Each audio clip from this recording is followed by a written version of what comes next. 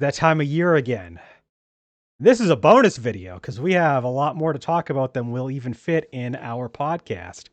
Hiya, folks. This is an extra video on our 2025 gaming year in review.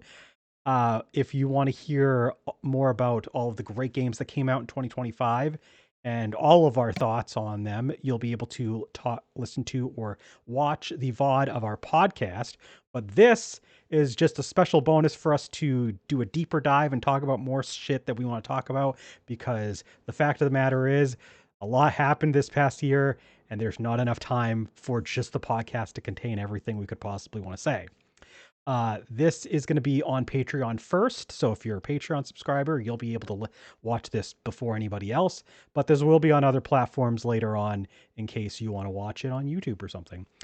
So, I don't know why I said platforms. This is just going to be on YouTube. We got all three of us here. I'm not editing anything. Yeah, we got all three of us here, and I basically told Jack and Landon, whatever you don't think you'll be able to fit in the podcast to talk about, you can structure it however you want. I don't care. I just want to get us together to have extra time to talk about shit. So what I did is I have three major things that I'm going to cover. I'm going to list off and talk about some of the games that I played this past year that are not released in 2025, specifically because all that stuff will be in the podcast, obviously. And that also includes stream titles. I just lumped them in here. I also have a section for I titled it Major 2025 Takeaways, because I definitely have a lot of major points I want to just kind of go over that happened with me in gaming in 2025. And then my last section that I'm going to be doing is what's for 2026. I have plans for what I want to do with gaming in 2026, and I want to talk about what I'm going to do with that and what I'm looking forward to. So that's what I'm going to do. Landon, what are you going to do? I have a top 10 games of stuff that released in 2025 that includes remakes and remasters. And then I have 5 games I played in 2025 that did not necessarily release in 2025, although ports to other consoles that released in 2025, I counted for that section. Okay. Sort of. And then it gets weird how I did it. And then I've got games that released in 2025 that I didn't get a chance to play yet, but I'm looking forward to. And then games coming out in 2026 that I'm looking forward to. So those bottom 2 will be my last third. That middle one will be the second one will be my second section. And then my top 10 will be the first thing I talk about. All right. And Jack, what are you going to talk about today? Well, the thing is, I didn't play nearly as many games as you guys did in 2025. So I've gathered I have 6 total, not including games that I streamed. I was going to say, were you going to talk about your stream games here or on the podcast? Probably in the podcast. I mean, I'll probably give a brief rundown on those. I guess I could talk a little bit about them, but I was going to mention those during the pod. We're recording this before the podcast, in case you were wondering. It was just the best available time that we could. But more or less, I'm going to be doing a sort of a brief mini review where I talk in detail of the games that I played this year and try to give as extensive of thoughts as I can on each one, and also briefly bring up some of these stream titles that I played for the first time this year, because there were a couple. Right. There were a couple. So you did stream a lot. So yeah, I did stream a lot. All three of us streamed quite a bit. Landon a little less so, actually, because he's been busy. Because being a father or whatever. Yeah. So Jack and I have been streaming quite a lot this past year. So yeah, it'll be interesting. And there are... Go ahead. I was going to say there are actually probably three games this year that I streamed that I played for the first time. Yeah. So... And you have plenty of other games that you can mention from your streams too. So yeah, I'm actually going to be the one to start, since I asked Jack before we started if he would like for me to go first because we weren't sure whether we were going to do all at once or if we were going to hop around. And hopping around does We're feel gonna, like a better flow state for that. yeah, So I'm going to go over my non 2025 games. So these are games I played for the first time or beat for the first time. It not necessarily. So some of these are games that I started in a previous year, made some progress, and then dropped, and then did not come back to until this past year in 2025, where I actually beat them. And then some of these I actually played just from front to back for the first time. And I'm going to go over all of the games that I played that were not streams first. So the non-streams are we've got Dragon Quest IX: Sentinels of the Starry Skies. This was a game that I actually had like a decent amount of progress in. I was like halfway through the game, and then I just kind of dropped it for like 10 years. So I came back to it and I finished it. And I finished it so that I could play a game that was gifted to me, Dragon Quest It's XI-S for me. Echoes of an Elusive Age Definitive Edition. That may or may not be the longest game title that we will mention today. Probably not, actually. Probably not, actually. Probably not actually. I also played, and these are not in a specific order. I kind of tried to lump like certain game series together, but I also played Dragon Quest III HD 2D Remake that actually released last year, but I did not get to play, or not last year because it's 2026 now. It released in 2024, but I did not get to play it until 2025. I played through both Digimon Story Cyber Sleuth and Cyber Sleuth Hacker's Memory. This next game I have on here, it technically came out this past year on the platform I played it on, but we did cover it in a previous year in review for its original release. So I'm going to be talking more about it here. But UFO 50 is a game. I also it beat is. for the first time Pokemon Coliseum It is and a video Pokemon game. XD Gale of Darkness. You could say that UFO 50 is actually 50 games. 51, actually. I don't know. Do we really count Barbuta? But yeah, Pokemon Coliseum and XD Gale Darkness were also very similar to Dragon Quest IX, in which I had a substantial amount of progress already, but I never finished them. So I went back to my 15 plus year old files on both of those games and finished them up this year. I played through all of Persona 3 Reload and the episode Aegis DLC. I played through Persona 4 Golden, Earthbound. I did a lot of Final Fantasy this past year. There was not even including streams. I also played through the Final Fantasy Legend, which is technically not a Final Fantasy game, but it was titled that way. So there was also Final Fantasy Mystic Quest. Yes, I put myself through that. That was fun. I went back to and finished Final Fantasy VII Remake, so I can get to Rebirth at some point. I also decided to finish up the old school core Fantasy Star series by playing 2 and 3. There was Breath of Fire 2. That was a game I played for a long time ago. I borrowed a GBA cart from a friend, played a little bit of it. So I actually got my own copy of the game, played through that recently. I started playing it like near the end of the year, and then it kind of bled into early 2026. But you know, and then all of my stream titles, there was Knuckles' Chaotix and Sonic Pocket Adventure for the first time. I played through them on a failed Sonic marathon. R.I.P. my old Elgato. R.I.P. The Sonic 4 episode 1 killed it. I learned a valuable lesson about how HDMI protocols with like the Elgato and the different like devices I could be plugging them in. So that's not going to happen again, thankfully. I played through the Final Fantasy Pixel Remaster series, all of them, but Final Fantasy 3 I'd already played on a previous year, just offline, just played them because I wanted to play through them. But I did play Final Fantasy 3 Pixel Remaster for the first time. I played the DS version, but those are substantially different versions of the game. So that was a fun way to experience that. Played through Mega Man 3 and Mega Man 4 on stream. I got to stream Ape Escape 3 and the major Metal Gear Solid minigame where you play as Solid Snake but a monkey. That was fun. That was the first time I played that game in probably about 15 years, so that was cool. I had my first ever experience with Silent Hill, actually playing it for Spookfest.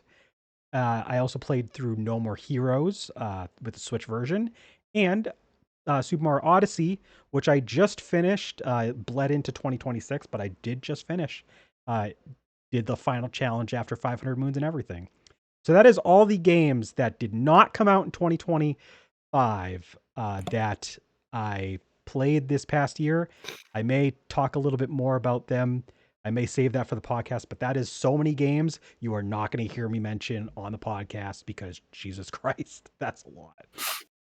Dang. You played a lot.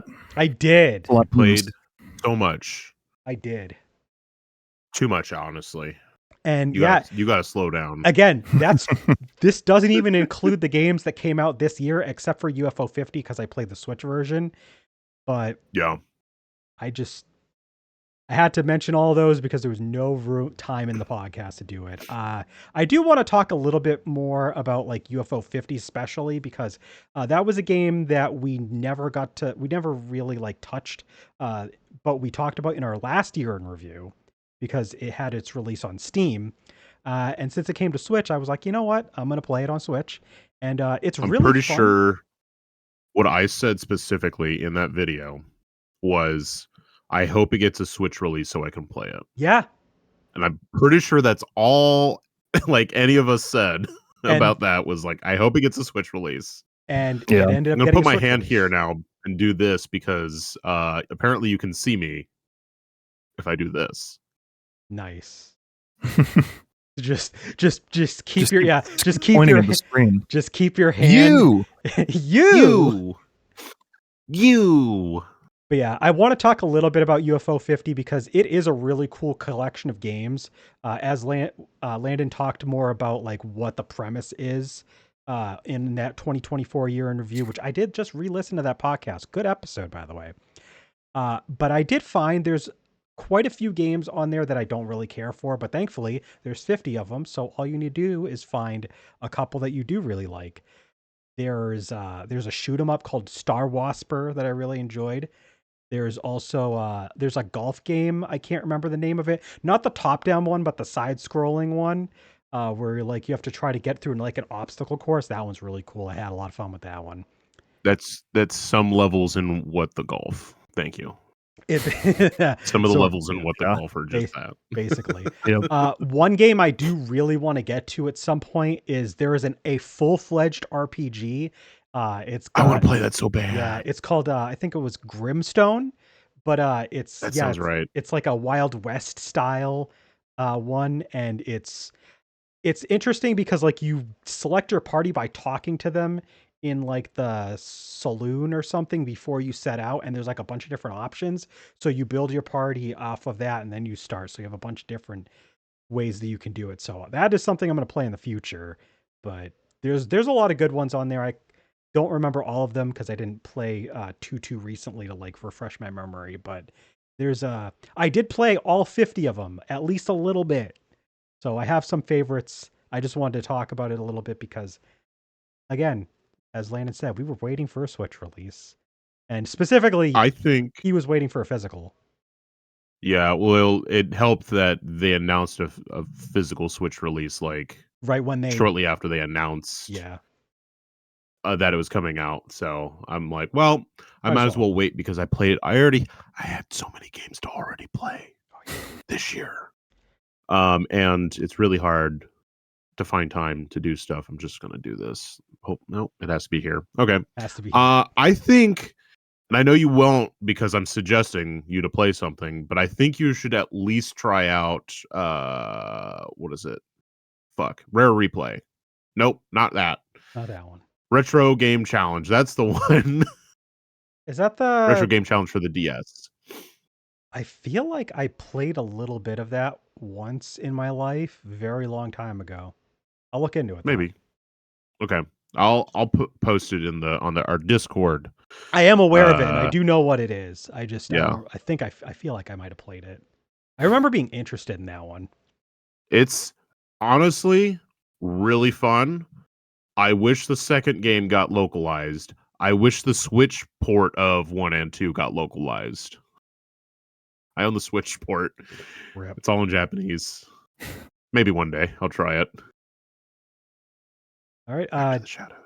Back to the Shadows. Did you want to go next, Landon, or do we want, or Jack, or do you Yeah, want me I to can go go next? next. Okay. No, we're gonna keep some semblance of what the fuck. We're gonna keep our normal rotation. We're just starting with me instead. We'll just offset it. Okay. Yeah, I don't know if I'll get a chance to actually go over my top 10. But I'm gonna go over my top 10. I'm gonna start from the bottom and work my way up. Top 10 games that released in 2025. Number 10, I'm gonna go with Gradius Origins. I thought Ooh. that collection really well done, and the new game, even though it doesn't have a baby mode so I can play it, it's actually pretty well done. Like Salamander 3 is really cool, but I just liked Gradius Origins because you could basically have like you could, even if you suck at shmups, you can play those games because basically you can not take any damage. You can get hit a bunch, but you just won't take damage, which I love. I love invincibility mode. Number 9, Once Upon a Katamari. Nice. Good fucking Good Katamari answer, game. Steve. It's a great Katamari game. I love it. I thought they did a pretty good job with it. I haven't gotten super duper far into it, but from what I played, I got to like the third world, which I enjoyed up to that point.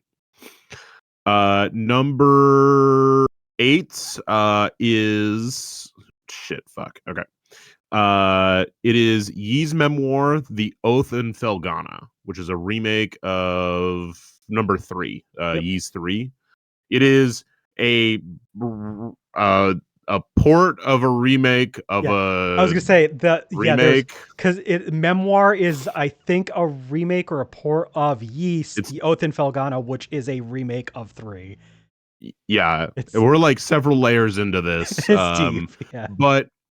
But it is a fantastic version of Ys 3.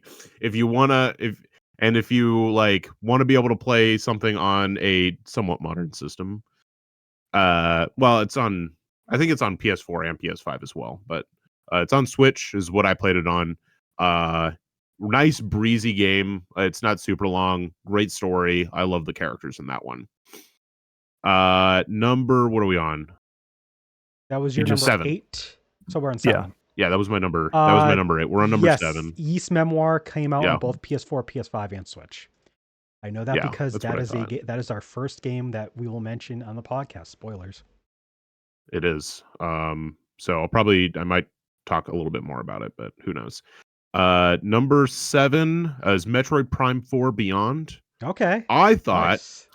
as you know, even though someone who is on the internet, I enjoy the game. So don't let the internet tell you. I'm almost what to surprised think it's not a feel. little higher, but I guess you did Well, play when a we lot of start games. getting into the rest of this fucking shit, you'll see why. I'll find out real quick. So like visually, Metroid Prime 4 is like outstanding. Now, I only play things in handheld mode, but it's it's great in handheld mode. The boss fights are super fun. Like the biomes themselves are really well done. Each area is a bit linear, so for those who like really uh like like non-linear, like the non-linearity of some of the other like Metroid Prime 1 and 2, especially because Prime 3 was fairly linear, but like Prime 1 and 2 are fairly like non-linear in each of the biomes. Like you're crossing in between each of them pretty constantly. Jack can attest to that because he just replayed Metroid Prime 4, or not, he just replayed Metroid Prime 1. Metro Prime Remastered. But Metroid Prime 4, like some of the areas are a little bit linear. And yes, there are NPCs that talk at you. I only wish I could disable the talking when you go out to like the hub area, because he'll like go, "Hey, you should go to this place next." When you just like leave an area and you're like, all right, I've been driving for like 10 seconds, and he goes, hey, you should go to this place next before you even have a chance to like get lost. If I could turn that off, I'd be down with that. But like the story is fine. I'm fine with it. Yeah. Overall, I really enjoyed it a lot. Number 6, Hades 2. Um Hades 2. It's Yeah. more Hades, but Heard great things about it. pretty well done. They did not get rid of God mode, aka parent mode, which I'm happy about because I can play it. I can play it with that. All right. That's all the fucking garbage that I played this year. Let's talk about the good shit. Number 5, Kirby Air Riders. That's Hell yeah. pretty high up. I'm not gonna lie. It's Kirby Air Riders. Fuck off. It's Kirby Air Riders. Number 4, Kirby and the Forgotten Land Nintendo Switch 2 edition plus Starcross World. The longest game we are going to mention. That is the longest game title. Listen, the performance bump from for this going to the Switch 2 edition is amazing, and the Starcross World content I thought was really well done. I thought the new like mouthful modes like blended in really well with the stuff that was available from the main game. Yeah. I enjoyed the final boss, and just like giving me a reason to play more of the game was awesome. I hate that I have to keep doing this. Yeah. All right.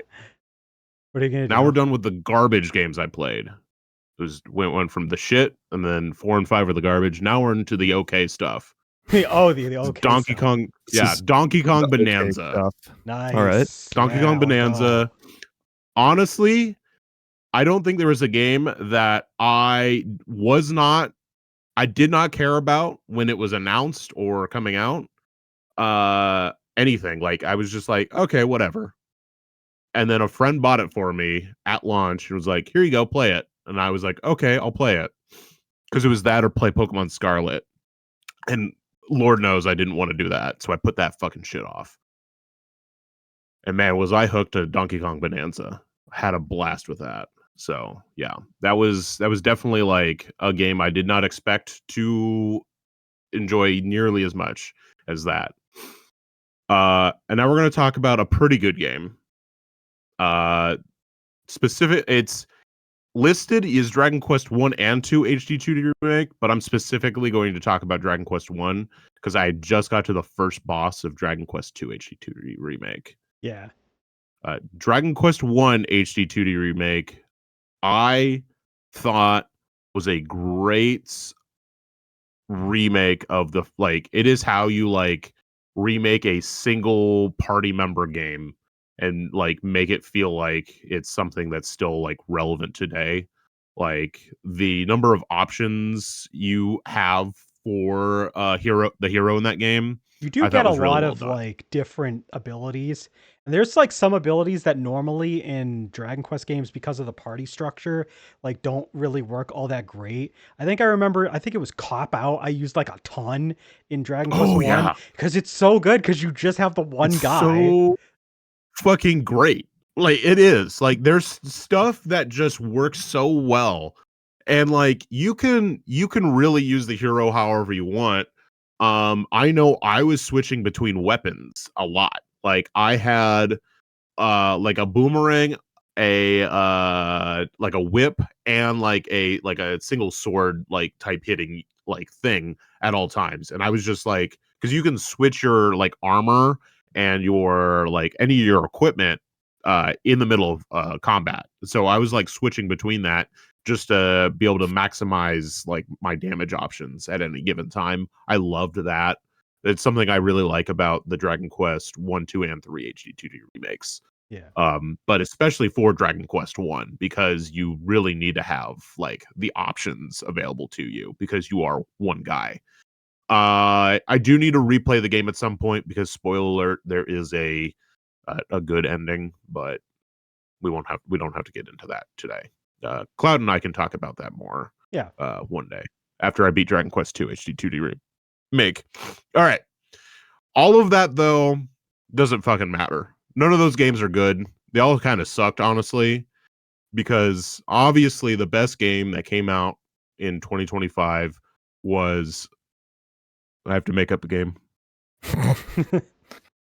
No, I think we it's already no know time what for it's a going to bit.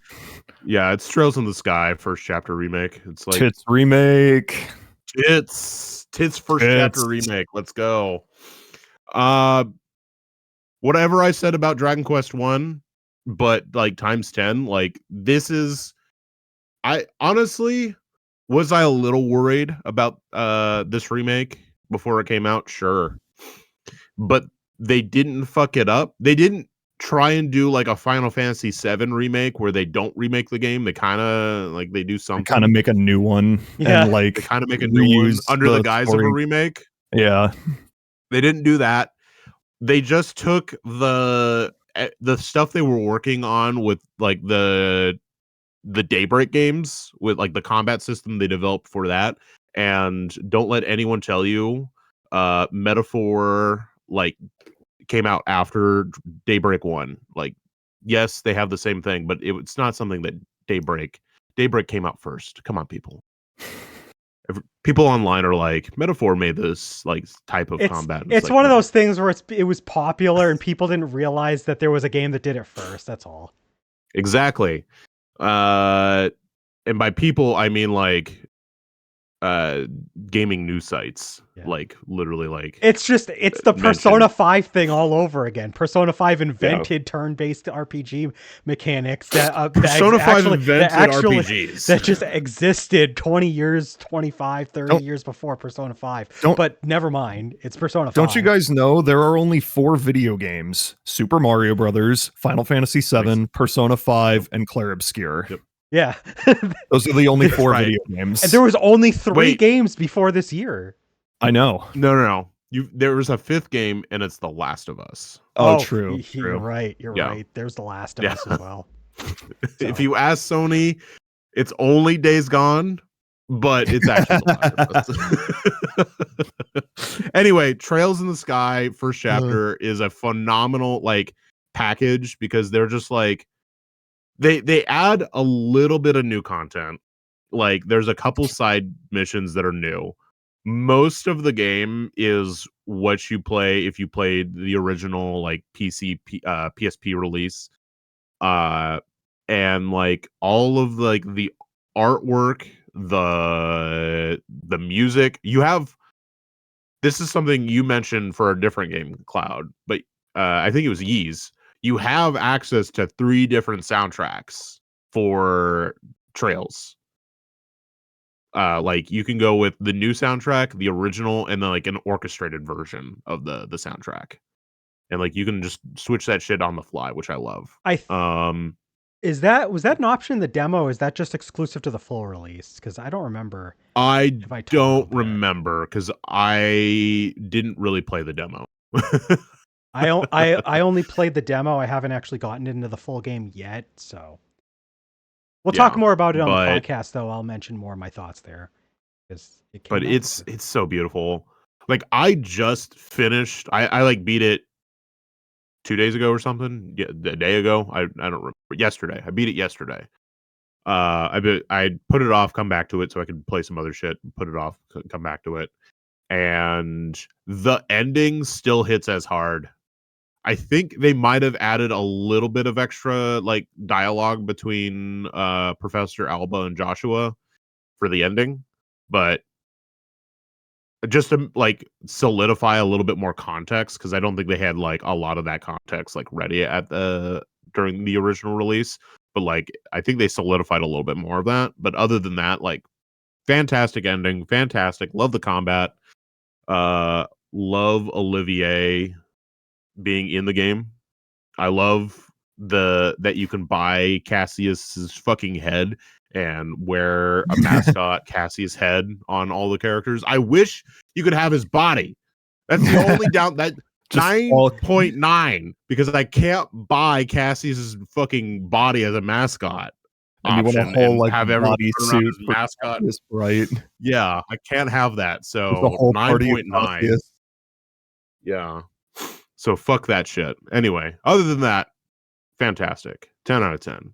All right. Would you also put Cassius Bright in the Cassius Bright suit, or would you keep him just normal as for a bit? If he was a playable character in this game, I'd have him wear the mascot outfit. Okay. Just so Estelle and Joshua have mascot outfits, and I had them wearing their own mascot outfits for a while. Yeah. Did you make them swap heads?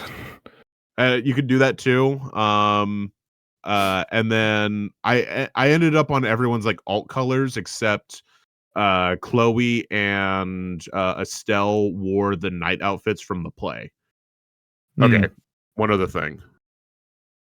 They don't let you play as Princess Joshua. It's fucked up. That's fucked up. That's fucked up. I can't. It's really fucked up. I might have to drop it to a 9.8. It's probably a 9.85. 9.8. Anyway, so close. So yeah, that was your top 10. That I feel is my top 10 at this moment. Who knows? Maybe I'll play a game that's better than Tits Gradius Origins. Yeah, definitely not. No, I already said when I revisit probably my top games of all time. Right now, that feels like my favorite Trails game. Really, it might be with the remake nostalgia from the original, like bleeding into this remake, but also there's a number of entries at this point that I haven't played. So, but I feel like I had a lot of fun with it, and I think, like I said, great game. Anyway, I don't keep up a lot with like the Trails fan base, or like any of the Falcom games fan base, but like it seems to me that like I don't think anyone has anything bad to say about the Trails first chapter remake. I was going to say I thought that there just kind of seemed like they knocked it out of the park. When like the game was first coming out, I had a feeling that it was going to be a kind of game where it might have, like Landon mentioned, like reasons that it could be divisive, and it turned out like I haven't heard like it's universally acclaimed with it. It's had like it's like it has zero controversies, which is kind of crazy for like a full remake of a game. Yeah. So, Jack, you want to hit us with something? Your turn. Okay, I'm gonna do. We're instead of like listing off a bunch of games, I'm gonna pick one game and then talk about it for probably 3 to 5 minutes, and then pick another game and talk about that game for 3 to 5 minutes. So I'm gonna do these in the order that I played them this year. They're not in any like order of quality outside of that. I'll probably just do that during the podcast. But I'm gonna start with, I can't remember if this was a late Christmas gift or an early birthday gift from Cloud, but I'm starting with Persona 3 Reload. I think that was an early birthday gift. This game did not come out this year. This is the only of these games that I'm going to be talking about that did not come out this year. This came out, this year is in 2025. This came out in 2024. Yeah. So technically it's like close to 2 years now, actually, that this game came out. Yeah, because it came out at the very beginning, basically. It was like February of 24 or some shit. Yep. So Persona 3 Reload is a remake of Persona 3. Shocking, I know. It came out, let's see, it was February 2nd, 2024. So we are getting pretty close to the 2-year mark since this game came out. I started playing it, I want to say around like March or April, and I didn't get super into it right away. I like kind of do what I usually do with Persona games, where I'll pick it up and play a few hours and then put it down for a while, and then I'll pick it back up and then get really into it. You did get into it for a while. You did get into it for a little while. For full disclosure, I have not beaten this game yet, but I do have like 60 hours of playtime in this game. So I feel like I have played an extensive amount. I'm not super far in. I'm pretty sure I'm in like late September. Oh, you're taking your time, because I beat it in about 75 hours. I've just been spending so much fucking time in Tartarus is the thing, just trying to level up all of my party members when I can. Okay, I got notes. I'm going to talk about it. So this game, it freshens up Persona 3, which, it was originally a PS2 game, which is close to 20 years old at this point. It'll be 20 this year? It will be 20 this year. It gives the game a lot of like quality of life updates that the more modern Persona games have, like, well, mostly Persona 5 and Persona 5 Royal, because Christ, those games are, I mean, Persona 5's original Japanese release was 10 years ago this year. Modern. I haven't played Metaphor, so I can't speak on how similar that is to the Persona games, but as far as I know, it's pretty close in some ways. It's Persona 5.5. Okay, we'll say that it borrows mechanic. We'll say it borrows mechanics from. They add a little bit new to like the combat, as you can like attack things on the field and like do damage. And that's like the new thing. Otherwise, Metaphor is, for all intents and purposes, a Persona game. Okay, nice. Well, Persona 3 Reload, it introduces a lot of like quality of life updates to Persona 3 that makes it feel more, again, modern. But it has like certain things like you can actually control your party members for once. I know Persona 3 Portable did that, but it wasn't like the full Persona 3 experience. Although depending on who you ask, some people probably would say that Persona 3 Reload or Persona 3 Portable is the best one, but I haven't played that one all the way through, so I can't really say for sure. Either way, it's like you can control your party members. That's great. I feel like a lot of party members are now more useful than they were in the original games. That's great. You don't have to deal with Marin Karen spam. No, you don't have to deal with Mitsuru fucking spamming Marin Karen when she doesn't need to. No, thank you, Mitsuru. That's fine. Just use your ice attacks, please. I do like, though, that she does have like an aspect where like if you utilize like status ailments, she can get like bonuses. Like she works really well with them. If you want her to do it, you don't have to. Yeah. I think they added like the sort of baton pass mechanic that Persona 5 had, where like when you knock an enemy down, you can pass the baton to another party member and then they can do some damage to kind of knock all the enemies down and set up for an all-out attack, which is nice. I think the battle system in general in this game flows really well, and although I don't like it gameplay-wise quite as much as Persona 5, I still think the combat is excellent. For the most part, I mean, I'll get to that, but like combat rarely bores me, and it's why I'm able to spend as much time in Tartarus as I do. And yeah, I think that's a good thing. I will say, as far as things that are different, they completely rehauled the voice cast. And I gotta say, it's pretty fucking fantastic all across the board. Like the characters that already had great voices sound pretty much almost exactly the same as they did before. Like they did a great job selecting a new voice cast for this game. Like if they had to rehaul the voice cast, then yeah, I think this is, they did a great job picking the right people for each role. There's a couple of characters that sound different, but in those instances, I would say it's for the better. Like Fuka, I feel Fuka, like has a I've heard her voice from the original. I'm so glad I didn't have to go through that. They gave her a personality, and it's great because Fuka is actually a really good character, and she was bogged down by her boring ass voice in the original game. So yeah, I think that's like a straight upgrade. Let's see. They give you like, it's a flip phone, but they give you a cell phone so you can interact with all of your social links the same way that you do in Persona 5. And when someone wants to hang out, they'll text you, which I think is nice. It's nice to have that like just kind of list of like, hey, want to do something today, like at your fingertips, when it's like, oh, what am I going to spend my time on today? A couple of changes that I think I'm gonna say the only change that I think is not completely, it's not, I'm speak with your heart. Just say it. The music is kind of hit miss. I'm gonna say, like compared to the original soundtrack, as someone who played the original games as much as I did, some of the songs are really good. Don't get me wrong. I think the soundtrack as a whole is still very good, and the songs are enjoyable. but there are certain songs that I just like more in the original game.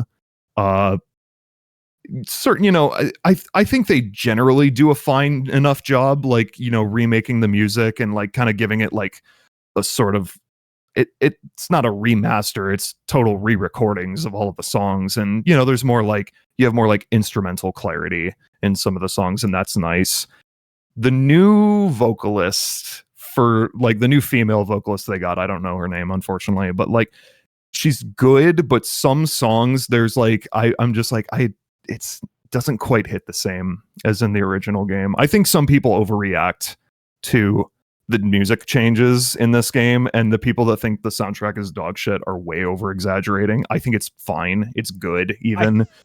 I found that she did a great job, a lot more so on the new songs that like just Yes. came out. Like Color Your the Night new song, is phenomenal, but she great. doesn't Yeah, do no, she doesn't do quite as good a job trying to do vocals for the I existing songs. I like the player advantage battle theme called It's Going Down Now is really good. I will say I like Mass Destruction more in the original game. It's like it's good. I still like it, but I just like the original one more. It's just like ingrained into my brain, and it's just what I prefer. And it's like it's not even like that huge of a downgrade. It's just, all right, I think I've spent mostly enough time talking about this game. I think overall I really enjoy what I've played of this game so far, but unfortunately, like the core dungeon crawling aspect to this game is not too much different from the original game, and I hate to say that Tartarus gets kind of boring after a while. It's a And Persona 3 problem. Yeah, it's a Persona 3 problem. It is a strictly Persona 3 problem, because I much prefer how it's structured in Persona 4 and 5, where they have like separate dungeons that are tied to the story instead of just big tower, climb all the floors. There's 250 of them. I don't actually know how many floors it is, but it's like about that much. I think. Yeah, it's like 250 to 255. I think it's like 260. Yeah, it's like 260 something. Yeah, and it's like, I hate to say it, but it's like it's something I was never a huge fan of in the original Persona 3 either, and I think it's the big reason why I put this game down and picked up something else afterwards, because I'm just like I need something fresh, because I feel like I've been getting burnt out on this game. I will pick it up one day and go back to it, and I'm hoping to get back to it sometime this year, but good game overall. I like it. It's still my least favorite of like the 3, 4, and 5 Persona games. Yeah. I'm going to keep this one a little bit more brief because we already did a full review for it, but the next game I'm going to talk about, and then I'll pass it over to Cloud, is Mario Kart World. Switch 2 launch game. We talked a lot about this in our podcast review for this game. And we will talk a little bit more about it on our 2025 Yes, podcast. Indeed we will. I'm going to keep it brief.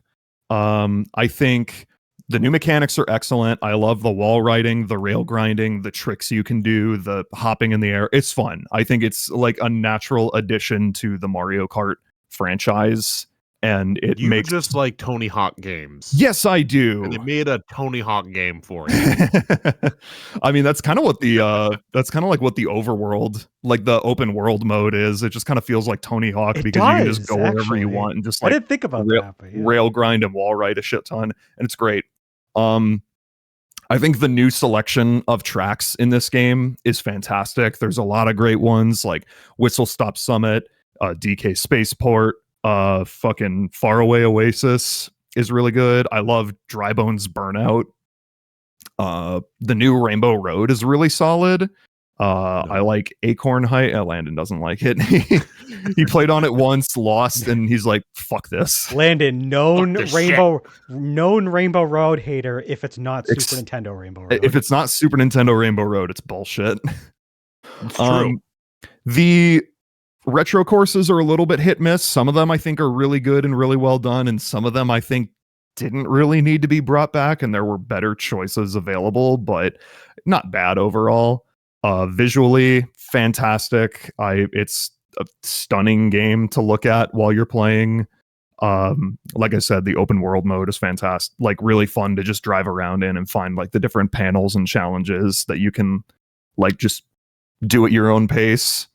Battle mode is kind of bad, and I hope that they update it in the future to have like better actual battle mode arenas instead of just like taking a chunk of the world in one of the courses and just saying it's better than Mario Kart 8. We use battle mode, but that's a really low bar.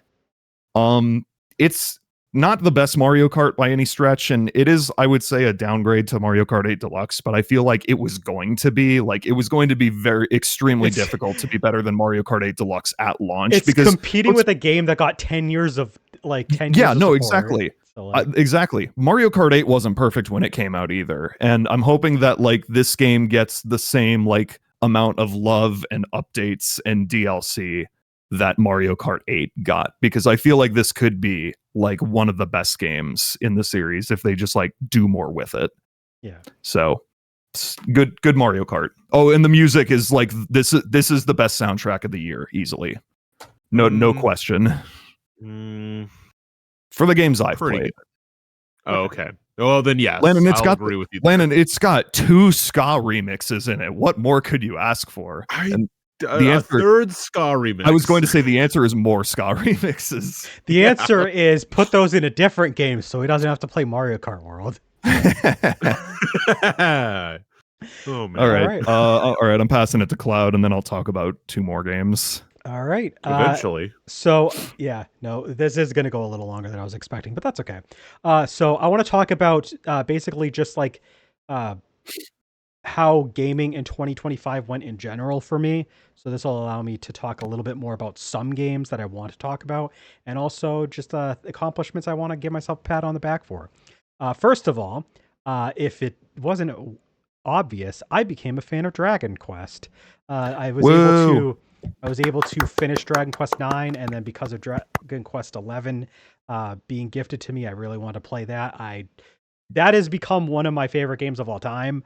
So like because of that, like I want to play more Dragon Quest. I was able to play Dragon Quest 3. I really like that game.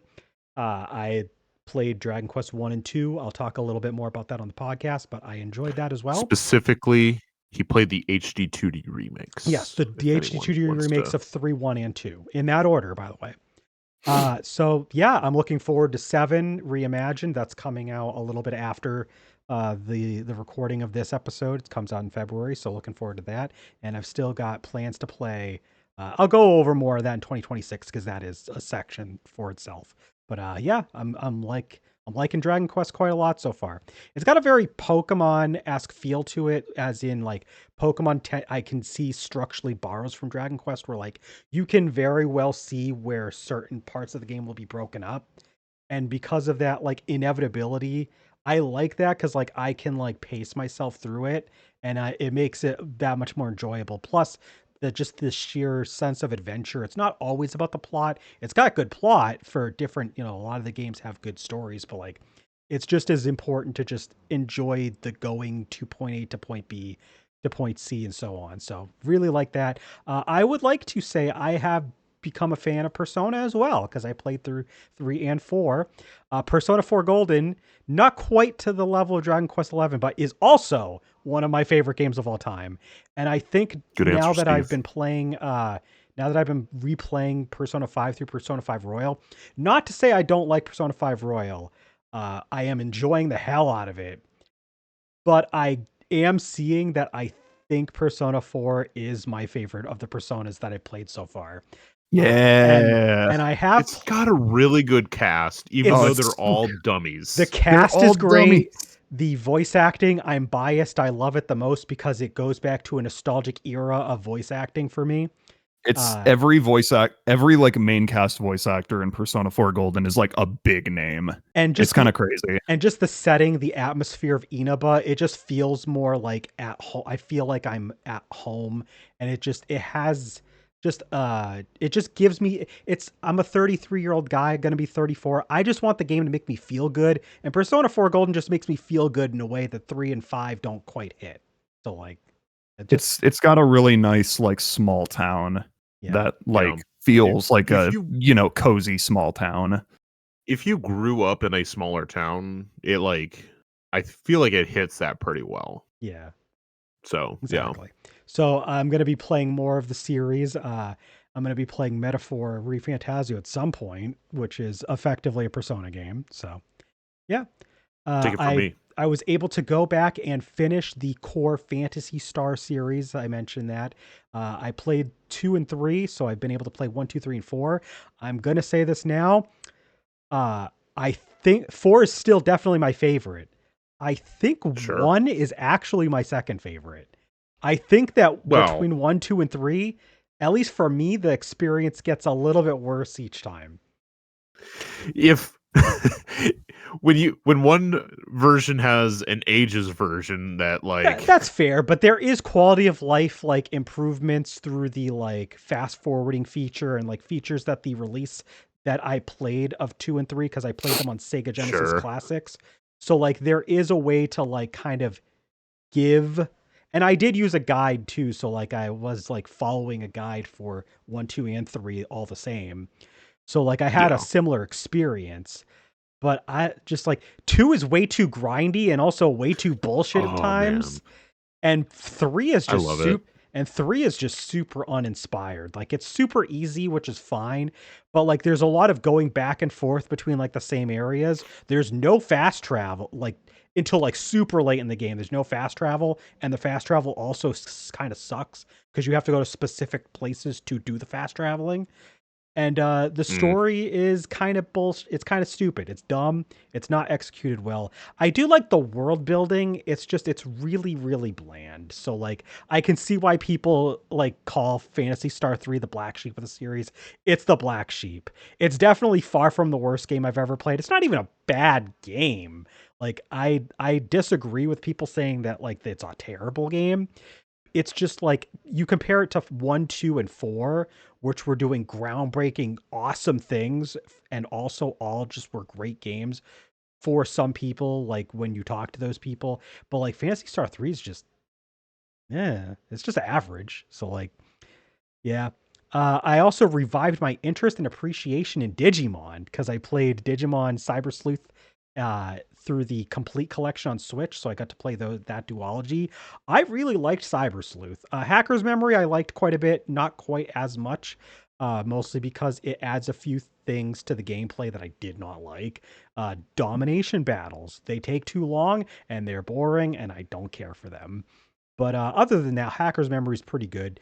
It probably has the better story, but I think that the pacing of the story in base Cyber Sleuth is better, even though the storytelling is better in Hacker's Memory. But man, none of that matters because the most important thing is that I get to make a team of Digimon, and it's really fun to digivolve and de-digivolve stuff and like make this like super powerful team of Digimon. And it's got like Pokemon-esque aspects to it, but in a very Digimon coat of paint in a way that like I'm saying this in all the best ways. And spoiler alert, I liked Digimon Time Stranger that much more for all the same reasons. I'll talk about that when we get to the podcast, though. So I'm really glad I got to play Ooh. Cyber Sleuth. I'm intending to get to the Digimon World games that I did not play. I've played 3. I've played parts of 4. I think I beat 4's main story once, and I hated it. And Oh. then, but I never played 1 or 2. So I'm gonna try and get to those. That'll be fun. Uh, Another thing that I did, just like in general, as I mentioned with the list of games, I finished a lot of RPGs that I started a long time ago. So I feel that is one thing I feel so much so accomplished for. I hated before 2025 having all these games that I knew I wanted to finish and I had progress in, and I just would not sit myself down to finish. I had progress in Earthbound. I had progress in Final Fantasy VII Remake. I had progress in both Pokemon Coliseum and XD. I had played bits and pieces of Breath of Fire. I had progress in Dragon Quest IX. And this is honestly, all of this was spurred on by Bravely Default the year before. Because Bravely Default was one of the games that like I had progress in, but I never finished and I always wanted to. So after that, I was like, I need to do this with more games. So 2025, I sat down and said, okay, I'm going to do this with more games. And I feel so much better just having all these games that like I actually finished. Mega Dimension Neptunia V2 is another game. Apparently, I was like 95% of the way through that game and I didn't even know it. So I went back to it and I finished the other 5%, and that felt good. Ending sucked ass because I didn't get the true ending, but I went and looked at like what the true ending was. Wasn't much better, so I'm fine with that, with what I got. It's very fan servicey. Like it doesn't have like the same like hit that the Neptunia Mark II and Victory had anyway. So, but I'm happy I finished it. Like now I can say that I finished it. And speaking of thing I alluded to in that bullet point, I started tracking the games that I play each year. So now, like when I get to the end of the year, Landon had started doing this a couple years back, and there's also somebody in our server that like jots down the games that they played each year. And like I was like, you know what? I need to start doing that. So for 2025, I in the middle of 2025, I went back and I was like, okay, I'm gonna go back and I'm gonna remember all the games that I played up to this point, and I'm just gonna start recording everything that I played. So like it's been so much easier to track what I'm doing in gaming on a given year just by writing down on a notepad file on my phone, I played this game this year. Cool. Now I remember Yeah, that I played it. And now I'll be able to remember it's better that I like what I want to say when I talk about it. especially when you have like a super long list of games that you get through. It's like I don't even remember when I played this game, Yeah, but having exactly. that like, and then I keep it in like an order of like I beat it or like I start it, and then when I start the next game, I put that under so I don't like Yeah. alphabetize or anything, but I keep it in like That's chronological order I didn't do to that help for me. this. I didn't do that for how I structured this list for the episode, but on my notepad file, that's Sure, sure. basically how I did it. Like I Yeah. just and then just a few other bullet points. I started setting goals for what I want to play in the future. So like that is something I mentioned with like finishing RPGs I started a long time ago. I've started like I have a notepad file that basically says, okay, within the next year, and I have two different ones, one for RPGs because that's my favorite genre, and then one for not RPGs. And basically like in the next year, like what do I want to get back to and finish and or play for the first time? Okay, that's a higher priority bracket. And then none of that, it's like the next like 3 to 5 years, like what like foreseeable future, what do I want to probably play? I have that in a lower priority section. And then I also may have like at the very bottom like upcoming games, what am I looking forward to so I don't forget about it. I'll have like a couple of those listed there. And then at the very top, it's like, what am I playing now or like right away, like soon? I'll have that at the top so like I can just kind of like keep myself on track. And that's honestly helped me out because like now, if I'm going to work, I know I have a 1 hour lunch break. I will know to like, I'll think of like something to bring with me that I can play on that lunch break. Now, I've been kind of burnt out, so I haven't played anything on my lunch break for the last few days to a week or so. But like that is how I primarily got through Breath of Fire too. That's how I was able to get through a bunch of other games. I played bits and pieces of Dragon Quest 11, 3, just a bunch of games just thanks to that. So just managing my time and just like effectively like breaking down what am I going to play in the near future. It's not always to a T, but like I just kind of like figure stuff out. And if stuff changes around, that's fine because I still have like a just kind of a guideline to go through. So it's been really helpful, and I'm really looking forward to how that helps me going into 2026 as well. And speaking of planning games for the future, last bullet point I want to talk to about stuff with 2025 is I was able to plan out streams so much better. And part of that is with the Patreon, we can like help have like the patrons decide like between a couple of different options, what are we going to play next? So I've been using that poll to like kind of dictate what I'm going to do. But I also picked up a project of playing through the mainline Final Fantasy games. So I had that in the docket to just kind of go through. And I have like, thanks to just that list of like games that are upcoming that I want to play, I can take some of that stuff and I can put it as part of my stream plans. So like I'm I've been able to plan that out a lot better this past year. I was able to participate in Spookfest. I like never do that. But I played Silent Hill thanks to that, because being able to plan things out, I was able to say, okay, I know I'll have October free. Let's do a Spookfest title. So yeah, And you know what? He's gonna do it again. I'm gonna do it again because Silent Silent Hill Hill 2, 2, baby. it's coming 2026. Hell yeah. I'll talk a little bit more about Silent Hill though when we talk about when we go to the podcast, because there's a game that I really want to play that came out this past year. Didn't get the chance to play it, but one day. Yeah, so that's like my major 25 takeaways. I became a fan of different series. I was finishing lots of games that I feel good about having finished after I started them a long time ago. Doing better time management and game management, like tracking what I'm doing. So just putting more structure in my gaming habits, and it feels good. Landon, Nice. what are you going to hit us with next? Out of your, you I'm got going 25 for to 25, you hit 10 of them. I'm gonna cover the 5 games that I really liked that I played for the first time that did not release in 2025. Oh yeah.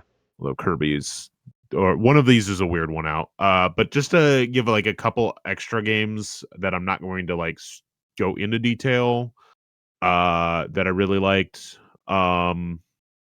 I liked like Little Kitty Big City, Neva, Penny's Big. No, sorry, scratch that. You didn't hear that.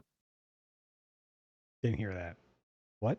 I didn't. Didn't I don't hear know what? what I was about to say. Little Kitty, Big City, Uh, Neva, and what? The Plucky Squire. Those are games I played. Mm. I started Pepper Grinder and I got stuck on the first boss, and I was like, you know what? I don't need to play this game if I can't beat the first boss. So I learned, give up. It helps. So that was my big thing. But like, and then like, I played Pokemon Scarlet. Yeah. How was that? It's not my top 5. One game that I said I can't put in my top 5 because I replayed it, even though it was on a different system. Captain Toad Treasure Tracker. That game's phenomenal. It's Hell still yeah. phenomenal. Man. Anyway, let's get into the actual shit. Mind Over Magnet it was ported to the Switch in 2025, but I'm counting it for this section because its original release was not, and it's just a port. It's not like a Yeah. remake or remaster or whatever the fuck Kirby Starcross World is. I don't know what the fuck that is. Anyway, Mind Over Magnet is a fun like puzzle platformer made by Game Maker's Toolkit. He did a whole vlog series on the development of it and got to sat down. He didn't actually make the Switch port. There was like a team that picked it up and did it, but I thought they did a really good job with the port, and I had a lot of fun with the game. I think a lot of the puzzles are very interesting, like how you like come up with the solutions.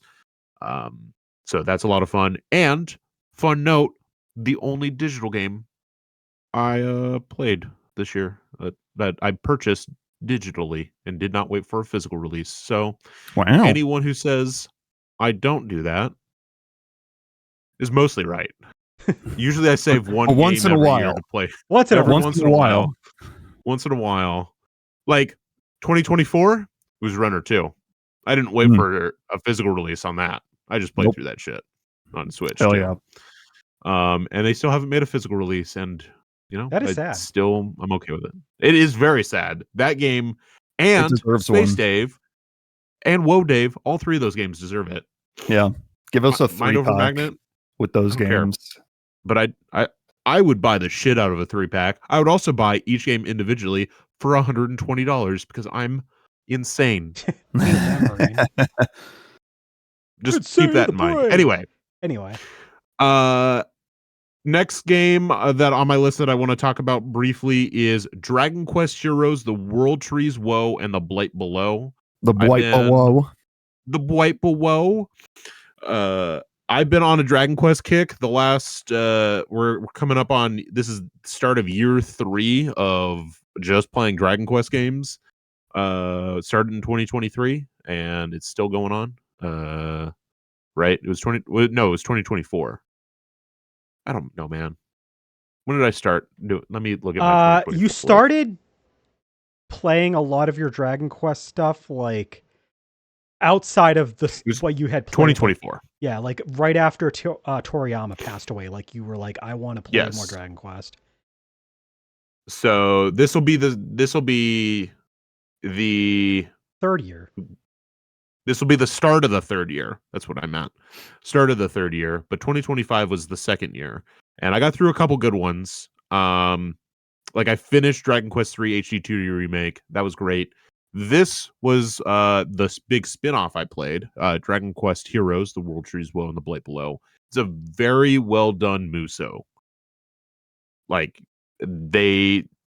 sometimes they do really well. I will say probably my least favorite of the like Musos I've played that is just like a reskin of something was probably Fire Emblem Warriors. I think Dragon Quest Heroes did it really well. And that's me like not having a ton of experience with a lot of the the characters from like some of the entries because they pulled from a lot of stuff that I haven't played yet. But I have played 4 now, and so like I played 4 after playing it, so that was nice. And I'm playing 5 currently. So like Bianca and Neva are I was like gonna say, were like, in it. And so you started really liking a couple of characters from 4 that were in Heroes, and then went on yes. to like just absolutely be a huge fan of them from 4 afterwards. Yeah. Even though like they got way more characterization in Heroes. Yeah, And so it was just me like personifying that like into the into original that, game. It was yeah. great. Yeah. Okay. It was fantastic. I loved it. But yeah, so they did a really good job in Dragon Quest Heroes, I thought. Number 3, Penny's Big Breakaway. Now you heard it here Yeah. first, Wow, folks. what do you mean? Penny's Big Breakaway was a great game. I really like the combo trick system. I'm not a Tony Hawker. I don't know if that's the right word. A Tony Hawker. A Tony Hawker. We'll put that and we'll have that go through I don't know, like Ask team Tony to- Hawk if he's okay with this one. yeah. He'll probably be like, Anyway. yeah, sure, man. Sure, whatever, man. Like but I thought Penny's Big Breakaway was a very fun platformer. I'm sure Jack might. You played that this year, didn't you? Was that this year? Or was that last? Did Or was you that the play year Penny's- before? So don't at remember. so in the 2024 year in review, you mentioned that you wanted to get a physical copy in order to play it, but you missed the deadline to Shit. actually get the game. So you Yeah, and then didn't- Landon got it for me. Wow. That's a Yeah. game I forgot to include on my list. Oh, you did Well, play it. I did. Well, not like all the way through, but like Okay. I did play it. You should go back and finish. Okay. I should. Yeah. Good game. From what you've played, what have you thought of it so far? You hate it?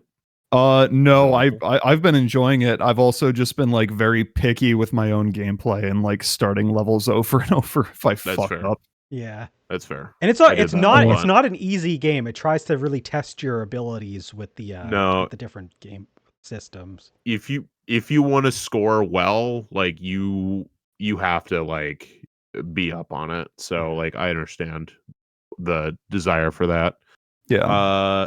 Number 2, Dragon Quest 4 Chapters of the Chosen. Yeah. You played The through only the- thing they have to fucking fix is the goddamn magic system.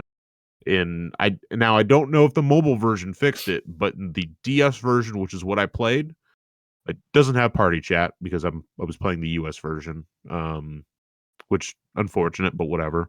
And 2, the magic in that game fucking blows. If you're trying to use offensive magic, I'm sorry, but like you miss more than you hit with that shit. Other than that, the game's a lot of fun. I loved how they structure like introducing the characters to you. Like you play through like every single character from like a backstory prologue, and then you play as the hero, and you find all of these characters and like recruit them. It's a lot of fun. And the final chapter dungeon, like the post game like bonus dungeon, is okay. But overall, I had a lot of fun with it. Number one, Chance of Sonar. I thought that game was a lot of fun.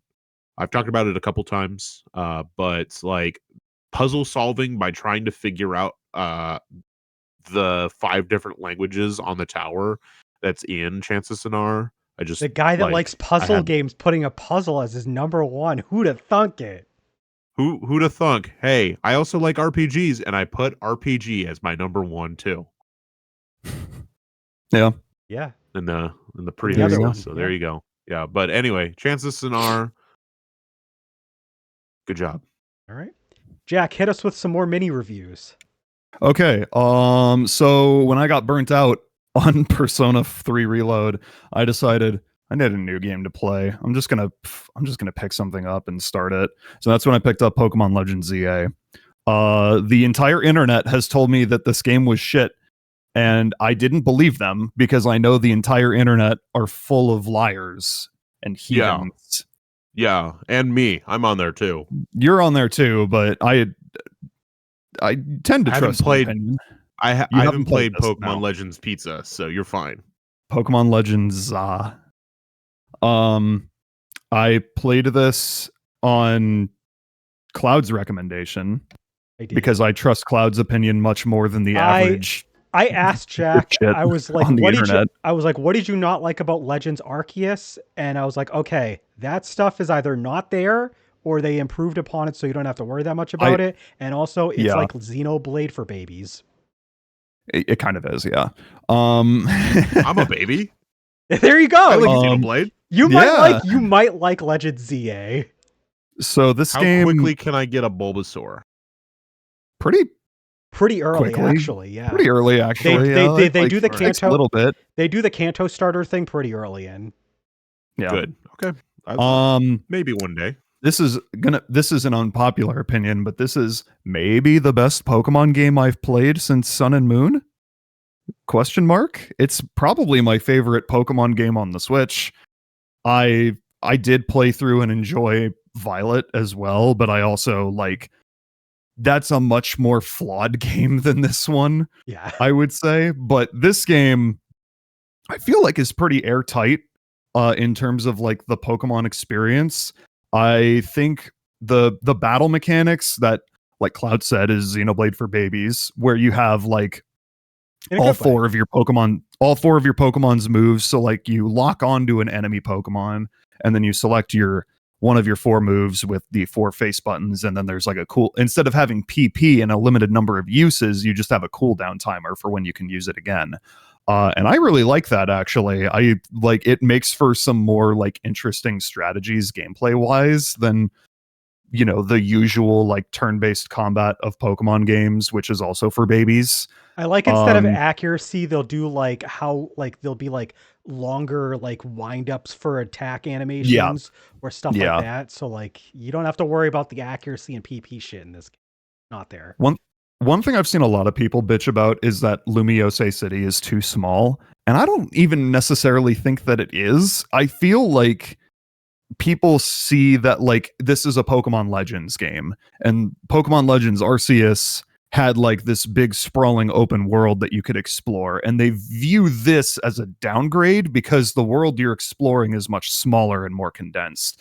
Whereas instead of viewing this like an open world game, I kind of view it in the same similar vein to like Grand Theft Auto, where your like world to explore is like the downtown area of one city. And there's like a decent amount that you can explore. It's like a surprisingly dense explorable area, and it's like, oh, but you can go in a full circle around the map in like 7 minutes, and it's like, who the fuck cares? Yeah, it's like, did you not consider that there's also a bunch of bullshit in the middle of that circle that you went around? And there's verticality too. It's like you're not always it's like you can go on top of buildings and find other shit and access areas that you wouldn't have been able to get to otherwise. I will say I wish that there was more like buildings and structures that you could explore inside of, but it's like it is what it is. It's not like I ever like really got bored playing this game. I think the new Mega Evolutions are pretty fun. some of them I'm not crazy about design wise, but I'm glad that they brought back megas into the gameplay mechanics. I think the boss fights where you fight against rogue megas is very fun. Using your own Pokemon to attack like an enlarged like boss monster of a Pokemon that will fuck your shit if you're not careful. Like Xenoblade. Like Xenoblade. Yeah. I love Xenoblade. I think and I'm a baby. because this game is based in Kalos, and Kalos was big on like, ooh, fashion. You can customize your character. There's a shitload of clothing stores in this game. And there's a lot of really cool like customization options for your character, much better than like any previous game that had character customization, in my opinion. Let's see. I think I'm decently engrossed in the story. It's like I still haven't beaten it. I'm working on it. I just beat Jacinth the other day, and I did the 3 rogue megas that immediately followed that, and that's where I'm at in the game. Fuck the rogue mega Dragonite. Dude was a fucking asshole. Yeah. How the fuck are you supposed to dodge that hyper beam? It's such bullshit. But I think, I don't know. It's like I've been having a lot of fun with it. Gave me like a new game to like explore and like play through in a time where I felt like I was just kind of, running on a treadmill, so to speak, in Persona 3, where I'm just like grinding and grinding and grinding, and it doesn't feel like I'm making a lot of progress. So I picked it up and I got pretty engrossed in it, like really quickly. Like it's really fun, and I will say a lot of cutscenes. It's a very story-based game, so I get it, but there's a lot of cutscenes and a lot of dialogue to press A through. People complain that the game isn't voice acted, but I don't view it as that big of a deal. I do wish there was like a little bit of voice acting. It would have been nice, but I don't view it as like a huge fault against the game. Like the dialogue is especially fun, but I feel like the cutscenes definitely are like, if only there was just a little bit. Okay, when I say cutscenes, I mean like just like moments in the game where you are just like pressing A through dialogue because characters are just talking and you are trying to get to the next part of the story. But the story is pretty fun. I've been enjoying it, and also the game gives you an Absol super early, so it's basically game of the year for that alone. Good answer, Steve. Also, shout out to Boys the Heracross. Boys the Heracross is my best party member by far. He's people that have played the game know, but like he's an in-game trade that you can get like pretty early on. I have to catch a Pikachu and trade it to him. Yeah, I've yet to encounter like an actual wild Heracross. I'm sure they show up like pretty late in the game. Yeah. I don't know for sure if they do. I haven't gotten like okay, but either way, it's like you get it super early, and it's like an absolute beast. Especially when mine had, it does have a minus speed nature, but it has a plus attack nature, so it basically just destroys everything. Awesome. And it's great. And this one is going to be pretty brief because I don't have a ton to say about it, but I have been very much enjoying playing through it. We're going to talk about Once Upon a Katamari, baby. This was a gift from Landon. This was a gift from Landon for Christmas, but he gifted it pretty early in the month. Or I should say this was a Hanukkah gift, I believe, as he put it.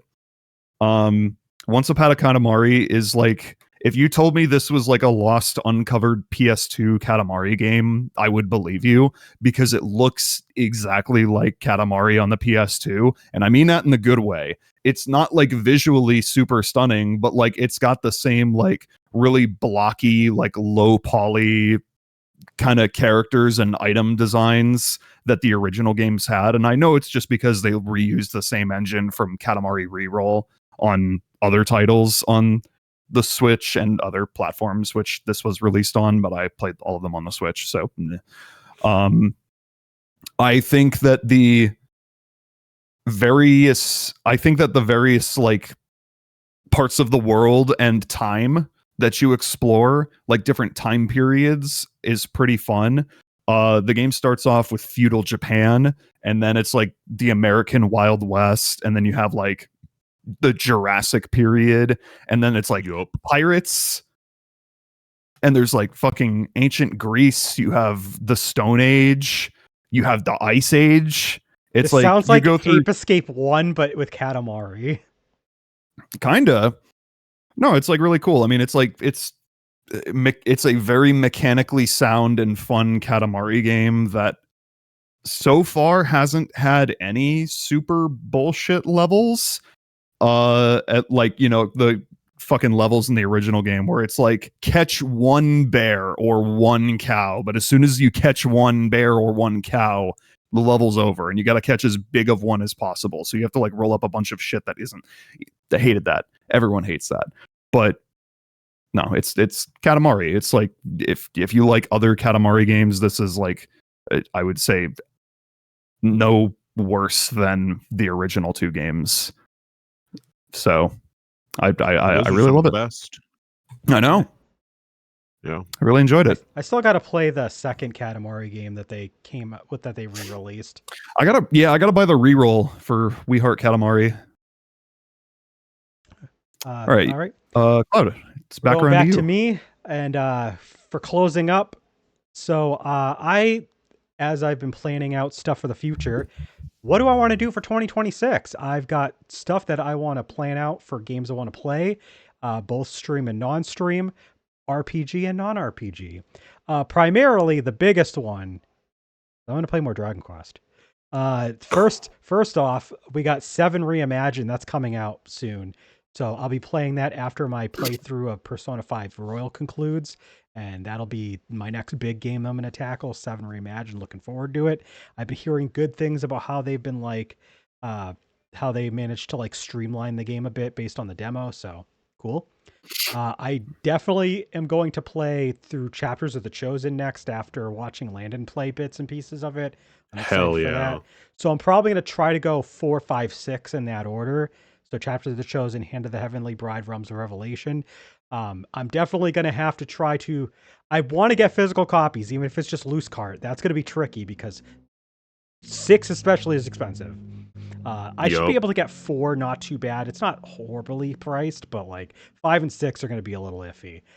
If I have time before the end of the year, I would like to get to Dragon Quest 8 as well, but that one I might save for 2027. We'll see. It all depends, but I definitely want to get through 7 and the DS trilogy, or remake trilogy, so that'll be what I'm looking forward to, Dragon Quest. And then I'll basically be just about caught up with at least some version of the main series outside of the MMO. I'll be ready for Dragon Quest Hell 12. yeah. I'll be able to start branching into spin-offs. So that'll be something I'm looking forward to, because there's a couple spin-offs that I do want to really play pretty soon in the not so distant future. More RPGs. I mentioned getting into Persona, playing through 3 and 4. So I'm going to be playing through Persona 1, PSP release in the near future. I definitely am going to be playing that this year. I just don't know when.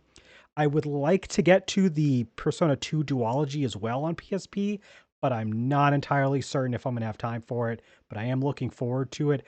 Although I have heard that I think the second half of Persona 2 is really hard. So I don't know if I'm going to finish it. But I am looking forward to playing Persona 1, at least, even if it is, Persona 1. The PSP remake sounds pretty good. I recently acquired physical copies of the first 2 Legend of Heroes Trails of Cold Steel games on PS4. I am going Hell to yeah. finish Trails of Cold Steel 1 this year for sure. I had progress. It's another one of those games where I had progress on the Steam release, and then I lost my save file, and then I got totally demotivated because I was like 15 hours into the game, which is not a lot for Trails of Cold Steel 1, but it was still a chunk. So like, I'm going to be playing it on PS4. I'm not even going to have to worry about that. I'm looking forward to getting through it. I also, since I played through the demo, I will be playing through Trails in the Sky first chapter at some point, because Landon Hell gifted that to me yeah. for Christmas. That is another game I really want to play this coming year. I'd also really like to get back to the Bravely series. I really loved Bravely Default, so I'm going to play through Bravely Second. And then we'll see if I play Bravely Default 2 at some point. Definitely not this year, that's for sure. Uh, another game that I really, really want to get back to, like playing and finishing, just like Trails of Cold Steel 1, is Xenosaga Episode 3. God damn it, it has been too goddamn long. I have played bits and pieces over the past couple years, but I'm going to sit down in front of my PS2 this year at some point, like I did with Pokemon Coliseum and XT, and god damn it, I'm going to finish that game. So I'm He's looking going to forward play to a that. PS2 Yeah, in the year year 2026. 2026. My What physical the copy. fuck? Yeah, I know, right? And then one other Hell yeah. RPG I would like to get to for this year that Landon will say the opposite of hell yeah when I say the title of this one is since I managed to finally finish the first part, I would like to play Final Fantasy VII Rebirth. I have heard it is better than Remake, and considering it doesn't just take place in Midgar, uh, and it actually takes place in the larger world, I am looking forward to it because I don't have to spend 40 hours in one city that should not have gotten a 40-hour game. I say Heaven 40. no. I say heaven no. I will say I did not spend 40 hours on Final Fantasy VII Rebirth or Remake, but I did spend about 25 to 30. Still could have been shorter, but I'm looking I forward was to going to say Rebirth.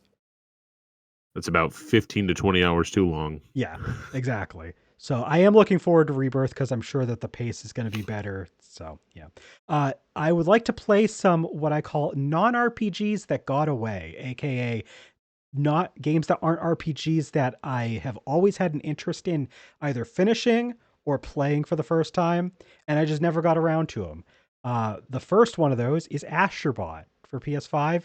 I got a copy of that. I said on our 2024 year in review, I want to play this game. Throughout 2025, I did not one time have an opportunity to actually try to play this game. I finally got it. I'm going to try and play it this year. I would also like to play an obscure PS2 game called Robot Alchemic Drive. I may have to play this through other means than an actual PS2 because this game is expensive, but it's really cool because it is a cheesily voiced 80s mech anime inspired mech game, but you also play as the person that is not in the mech, and like you go around and like do like slice of life sci-fi stuff in the city. So like I played a demo of it a long time ago and I was like, this is really cool. I want to play this game. So I'm going to try and get something together so I can play this game. I also really want to start playing the Tomb Raider series. There is a remaster of the first three. There's a remaster of 4, 5, and 6. That actually came out this past year, so we will be able to mention it on our podcast. So now that the old Tomb Raider games have been remastered, I want to start playing them. I've heard great things about the early games, so I'm looking forward to playing them myself. I also really want to actually sit down and play through the entirety of the first Metal Gear Solid game. I had started it on PS3 a long time ago, and for some reason I just never finished it. So I'd like to try to do that. And then I'd like to try and finish the Crash Insane Trilogy remaster. I like picked it up. I played through like a bunch of like pieces of all three games, and for some reason just never finished it. Probably because Spyro Reignited Trilogy came out, and then I just dropped Crash. I'm a Spyro boy. And then the last game that I want to try to get to is not so much a game, but a series that I need to like make progress in again. Is Ratchet and Clank. I love Ratchet and Clank. I played through the first 4 games on the PS2, love them. I have like progress in Future Tools of Destruction. For some reason, I never finished that, so I got to go back and finish that. And then I might skip Quest for Booty because it's just kind of like a half game. It's not even like a full game. It was only on PSN. It was only like a small like bite-sized game, so I might skip that because I really want to play Crack in Time. I've heard so many good things about Crack in Time, and I do want to You get back gotta. to and finish Rift Apart, the PS5 game, because that was fun. I just never finished it. And then last thing I want to mention is I'm not gonna spoil everything, but stream plans. I started planning streams in 2025. We got more Final Fantasy games that I need to play through. We're gonna be playing Oh 7, no. 8, 9, and 10. We'll see about more than That's that. so but many. yeah, it's four more than you probably want. uh, Uh, I really liked playing No More Heroes on the Switch, so thanks to uh, some generous friends who happen to be here, I have the other huh? games. So I'd like to play through Desperate Struggle. I don't have it, but I would like to play Travis Strikes Again, even though it is a different kind of game. It does look like fun, so I'd like to play that. And No More Heroes 3, I got to replay that at some point. I already mentioned Spookfest 2026 is Silent Hill 2. Locked in. It's been locked in since Spookfest 2025. Hell yeah. I'm looking We forward love to it. it. I will be playing the PS2 original. Uh, I will not be playing the remake just because I didn't play the remake for the first Fuck one. that so- remake. I've heard the remake is good. I don't want to Oh jump. wait, the remake. Sorry, Yeah. no, I was thinking about the PS3 port with the no fog version. No. I was thinking about the remake that came out No, yeah, recently. I totally just- blanked that they actually did a good remake of the Yeah. game recently. I just don't want to play that one when I played the original for the first game. So I just want to play, the original Yeah. 1, 2, 3, and 4. Yeah, for sure. And then, there'll be other games for Spookfest or not Spookfest, for streams that like I'm going to be putting polls up to like decide like what we're going to play when. I'm going to be looking forward to it. But yeah, I have plans for streams. I will play games on stream yeah. in Hell yeah. 2026. You can count on it. And that's everything I want to go over. That is not going to be in the podcast. In the podcast, I'll talk about games from this year. I'll talk more about the game, like my favorite games that didn't come out in 2025 that I played, because, spoiler, I have a top 10 list of games that I played this past year that I'll put there, where I'll be able to talk a little bit more. But yeah, I played a lot of games. I planned out stuff. I'm planning for stuff. Feels good. That's everything for me. Nice. Landon. 5 games that came out in 2025 that I wish I could play. Digimon Story Time Stranger. Good game. Looks pretty good, Steve. Demon School. Looks pretty good, Steve. That one I'll talk a little bit about. I don't have to talk about Digimon because it's Digimon. Demon School is like Persona 1, kind of. Like someone basically did like their version of Persona 1. It's called Demon School. Looks a lot of fun. Number 3, Sword of the Sea. Giant Squid release. Haven't gotten a chance to pick it up yet. Also, I don't play my PlayStation 5, so there's that. But it looks fantastic. Want to give that a playthrough. Switch 2 port when? This one, Switch 2 port never. But Damn. maybe one day, maybe someday. This one, I'm just waiting for the physical release to ship to me. But Shantae Advance Risky's Revolution. Looking forward to playing through that. Should be getting and that then, soon. yes, it should be arriving end of this month, early next month. So I'm excited. And then this kind of just is here because there's a lot of games I have to play for still. But The Legend of Heroes Trails Through Daybreak 2, the US release, came out very early 2025. I still have to play Daybreak 1 and Reverie. My hope is I can play Reverie, but I really want to play through I want to play through and catch up on the Legend of Heroes games.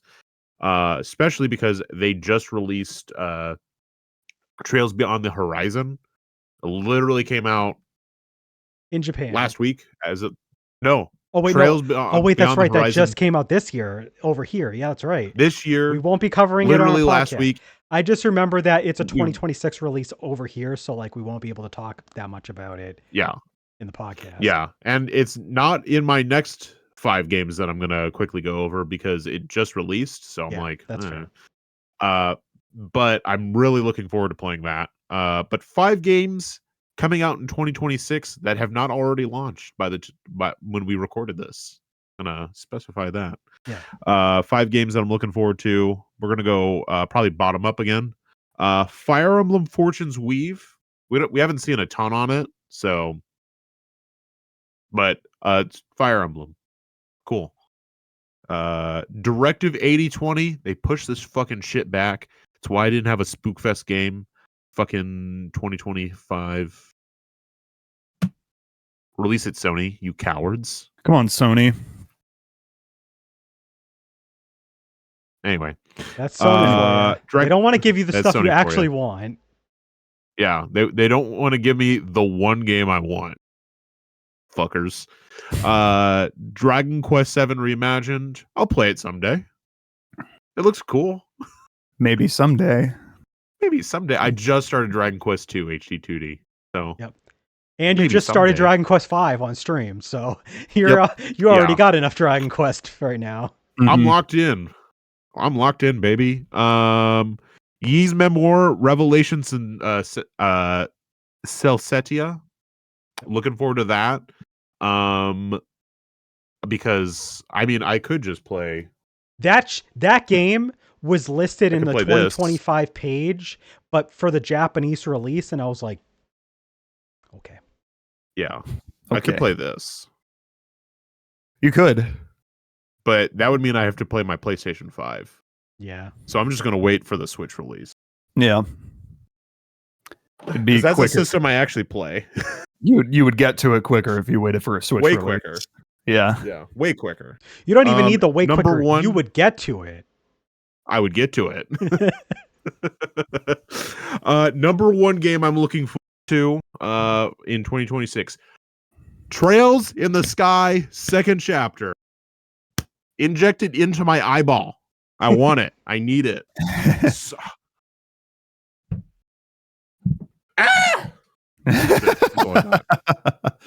my whole thing on that. Yeah. They do the thing like they do in the original for Trails in the Sky first chapter, where they show off a little teaser for fucking second chapter, and they show off Estelle in her like second chapter outfit, and they show off all the party members, and you can see Kevin in the background for a fucking split second. They don't even show his face, but I'm like, that's Kevin. I know it. Yeah. So I can't even see him with his fucking hair, but it's his fucking jacket and everything. And I'm like, I need it. And they show off all the, like a couple of the bosses, which spoiler for people who haven't played it, but oh my God, why would you show that off? Yeah. So good. Because they know that their target audience are the people that are already played the original games. So they're like, even though they are expanding thanks to like they're trying to expand and like pick up new players, because the sales growth on Trails games has been, if you read some of the shareholder reports from Falcom, that's what happens. They have been putting out a lot of games. They have been putting out a lot of games in the Trails series, and like it's, even though yes, you could jump in with Daybreak 1, you're gonna want to play. I feel like the only people that are buying like the new games are like the core fans that they already have. Yeah, and that's the issue, is they want to try and get some sales growth. So this is a way to get sales growth. I mean, they could be making one new fan. I have to finish Trails of Cold Steel and Trails in the Sky first chapter first. Listen, Falcom, with my remaining time, I would just like to put a PSA. If you don't do the third, I will fucking piss my pants right now. You will go back to the past and piss your pants in this moment. Yeah. In this moment, I will do it. Are you pissing right now, Landon?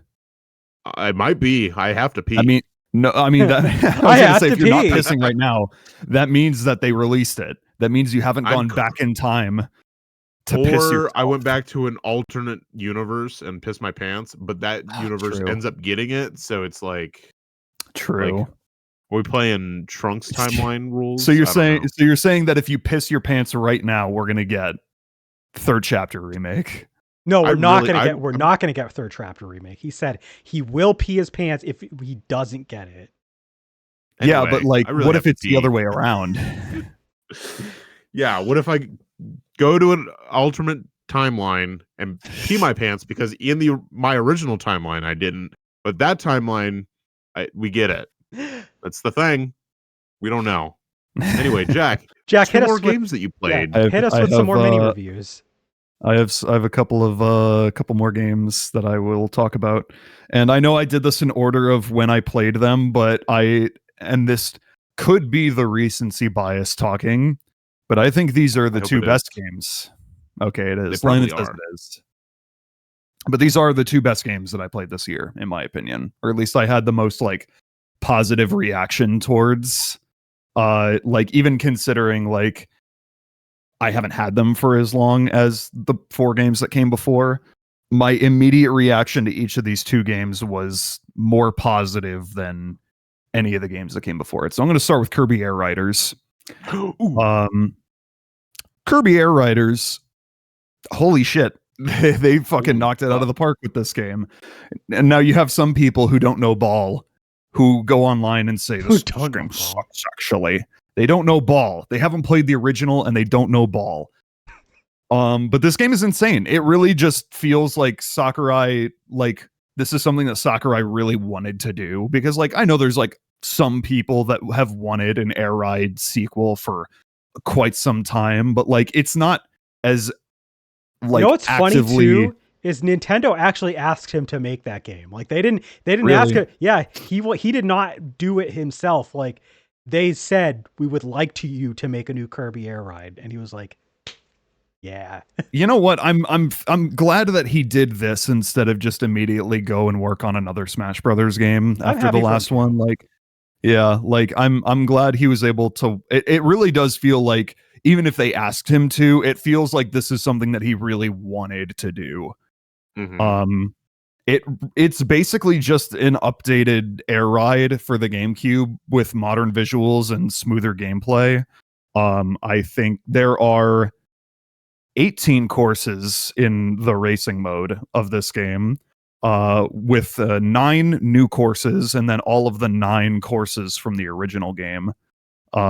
You're thinking, but I have the wiki open right now, so I'm fact checking myself. I'm still thinking. So, okay. No, the races are really fun, as they always are. There's a ton of really, like, the character selection in this game is really good. There's a lot of like, I feel like they could add more in the future, like if they wanted to go the Mario Kart route and give this like some updates and DLC in the future. I feel like they could add more Kirby characters. They said that they are not going to. It's final. No, yeah, okay, never mind. They said that they're going to do a small update in order probably to like add a couple small things and tweak a few things, and that's it. That's done. You know what? That's fine. That's fine. It sounds like it's phenomenal as it is. It really doesn't. Yeah. Like, could it use some stuff? Sure, but does it need that stuff? No, I don't think so. No, I don't think so. But no, there's a ton of characters that you can play as.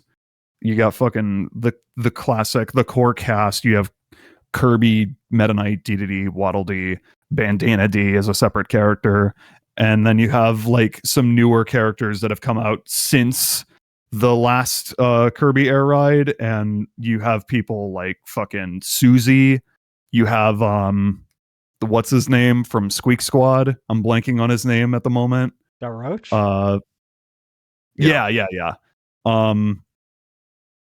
You have like a lot of returning riders from the original game, as well as a bunch of new ones. The original game only had Kirby. I'm talking about the sorry, I was talking about the machines. I said riders, I meant to say machines.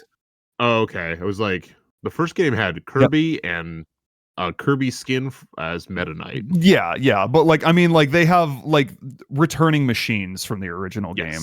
Oh, they have a bunch as well as a selection of new ones. But no, yeah, like a wide variety of characters. You can play as Gooey in this game. You can play as Gooey.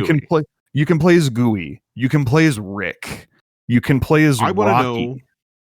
I need to know, what does Nintendo mean by Rick Maxing? They tweeted that. They tweeted Rick Maxing. It's out there in the world. They tweeted that. It was literally just I don't, just being as much Rick as you can possibly be. As Rick as possible. It's so funny that they like did a slight patch for this game, and the only character that got like any sort of nerfing was Rick, and he still is one of the best characters in the game. They just really liked Rick when they were developing this game. You can play as fucking Magalore. I think I still haven't unlocked Magalore. I have like every character except for. I think that's. Do you I think have he's literally the? it. Do you have the road? Have you played through the story? Yes, I've played through Road Trip. I've unlocked Noir DDD. Spoilers for Kirby Air Riders. But yeah, I don't know. City Trial is still here, and it still fucking rules. Extremely fun. Shit, man, I don't know. I didn't really follow my notes. What's up? Top Ride is fantastic. I had a lot of Top fun. Ride is fun. I haven't played a ton of Top Ride, but I like what I've played of it. And honestly, just like the not achievements, but you have like the board of like accomplishments where you can like unlock it certain things, like, you know, complete this race or like complete one lap on this track in like 30 seconds or whatever, and unlock like the music or a character or whatever. And it's like there's a ton of that to do in this game. So I don't know. It's got the replay value. It's just the core gameplay is extremely fun. It's fucking Kirby Air Riders, man. I'm glad this game exists.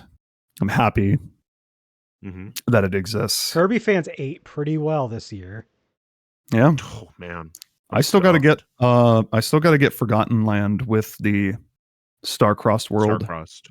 Eventually, I'll start trying to upgrade my like Switch 1 games that have Switch 2 upgrades into the Switch 2 copies if I have them. But like, I just bought the DLC and played through it and called it a day because I was like, I'm not spending $80, but I'll spend $20 and have a great time on the new content. Yeah, it was fantastic. I would spend another $80 if they'd let me, but they won't. They won't. Those cowards. My card's on lockdown. They literally won't let me spend any specifically more money. Only for that game. Like if that game comes up in your transaction history, it will get declined. Yeah, exactly. All right, I got one more game I'm going to talk about. This is probably the best game I played this year, if I'm being perfectly real. I've been addicted to this game for the last few weeks, and I've been playing a shitload of it. It's Donkey Kong Bonanza, baby. Banana. We're going to be able to talk more about this at the podcast, but goddamn. Yeah, true. We'll talk more about it. I'm not going to say you can give your mini. This is the podcast for saying extra shit, so I might as well just talk about it as extensively as I can. I think the core gameplay of this game is extremely fun. I think the destructible terrain is a genius idea. I spent like so much time in like the tutorial, like literally the area where you're just dropped in, just destroying everything. And then they put me in another area there. That's how I spent my time playing the demo at Walmart, and then that's also how I spent my first a bit of time when I played the actual game. Yeah, no, it's it's really fucking fun, and I spent like a lot. The more I progressed with the game, the more I kind of like, all right, let's keep it moving with like the goals, so I can actually like complete this game one day. Did you beat it yet? No, I have not. I'm working on it, but I know. Everybody's been telling me that the ending to this game is crazy, and I will get to it. I want you to remember, I'm not the biggest Donkey Kong fan. That is the best finale of a 3D platformer I have ever played. I mean, this is only the second 3D Donkey Kong game released. True. It's kind of a spiritual successor. Well, I wouldn't even say that. It's so drastically different gameplay-wise from 64, but you know, it's a spiritual successor to Super Mario Odyssey. Yeah, it's that's probably why I like it so much. Gameplay-wise, it is very much a Mario Odyssey Monkey Edition, where there's a ton of different, in this game it's bananas instead of moons to collect. Each world has like, I like the map in this game, like the 3D map that you have access to. It's so nice. And it's cool that it shows all of the destruction, like everything in real time. That's what you Yeah. get Yep. when you look at it. And you can just reset it whenever you want. Yep. Which is super nice if you ever like fuck yourself into a situation where it's like, oh crap, I can't reach this area anymore. So it's just reset your terrain and you'll be good. This game looks phenomenal. Of all of the worlds that I have played so far, I just cleared the forest world. I did Okay, so I you're did the pretty ice far in. world. Okay. I did the ice world. I got to the next junction, and then I realized, oh, I have to go back and do the forest world too. So I cleared the forest world, and I'm still at that junction. But I'm like, I'm a decent way in. I know there are more bonanza modes that I have yet to unlock because I've looked at the list. I know There's what's to 2 come. more. If it There's makes 2 you more. feel any better, the last one of those is widely regarded as kind of the worst one anyway. So like you've got a few of the good ones already. Is it the snake one? Yeah. Yeah. Yeah. It's good. It's just I- it's not as good as the stuff that came before it. Yeah. I think Elephant is so I fun. think elephant is so fun because as much fun it is to punch terrain, it's so much Sucking it more up. fun to suck. Yeah. Dude, elephant is so good because you just point your camera around, you just inhale You everything. just clear. You just Yeah. clear. That's Yeah, great. it's great. I love it. Yeah, I will say the game looks fantastic. The music is great. I wish I would have played this game when it came out so that I could have like a more thorough thoughts and a fuller appreciation for this game. If I knew I would have loved it this much, I would have bought it like day one. And I feel bad because like I skipped it at the time because I was like, I'm still playing through Persona 3 Reload and I know I won't get to it anytime soon. But Now, don't get me yeah, I wrong. don't know, I'm man. really happy that you managed to like play Pokemon Legends ZA, but damn, Yeah. that could have been your break game from Persona 3 Reload. It really could have, and I wish it was. It's Yeah, like I said, if I would be in the same boat if it wasn't for someone buying me Donkey Kong Bonanza on launch. I mean, That's if it weren't, fair. honestly, if it weren't for Jack getting it for me for Christmas, I wouldn't have had the True. chance to play it. And I'm so glad that you did get it for me because Yeah. I like obviously it was slow going the first like couple layers, but as soon as like I got Mhm. that flow, I was like, oh, I can't put this game down. Yeah, I I think gotta play my Donkey Kong. I think the layer where I like really got into the flow of the gameplay was the canyon layer. Yeah. And I really started to like just get into it more I mean, like I was into it before that, but like the canyon layer I feel like was where I really started to like, oh shit, this is really cool. And I got like, I think without even trying to go for all of them, I think like 73 out of the 79 bananas that are in that layer. Nice. I have like close to 300 right now. I feel like I'm doing a pretty decent job. I'm not going for all of them because obviously I want to finish this game at some point. And like You do you know, have to play post game in order to get every single banana. okay. Yeah. Well, I mean, like obviously I'm gonna return to this once I actually beat it. So I'm not like I'm kind of loosely aiming for like 50 to 60% of the bananas in each layer before I move on. It just feels like Okay. that's enough. And the fossils too. I think I collected like all of the fossils in the canyon layer, which is there's a lot of them. 100%ed as much of the game as you can do prior to like beating it. Yeah, the boss. that's fair. So without having to do like post game, I cleared everything you can. I have yet I to will use a admit, guide for this game. I did not play that much. I did not get that much completed. Like I did try to get as much as I could, but like I was one of those people that like I wanted to see the next layer. I wanted to see like what cool thing are they going to show me next. So when I got my fill, I moved on. I didn't use a guide either though. You don't need it. You just really don't. You just monkey it. You got it. You monkey. The you game go does a great job at giving you like the treasure maps, and at a certain point you just have enough money that if you are having a tough time finding treasure maps, you can just buy treasure maps. Yeah. So you can just find everything. I just liked discovering shit on my own. Like if I decide I want to smash through stuff and then I randomly end up in like a weird room that like leads to a banana, like that's just fun. Yeah. absolutely I think love that. But it's like, because of how much of that you do, you just end up with like treasure chest Yep. after treasure chest after treasure chest of giving you mhm, like treasure maps and like other power-ups and stuff. Yep. I love it. yeah. I don't know if I have too much more to say about it.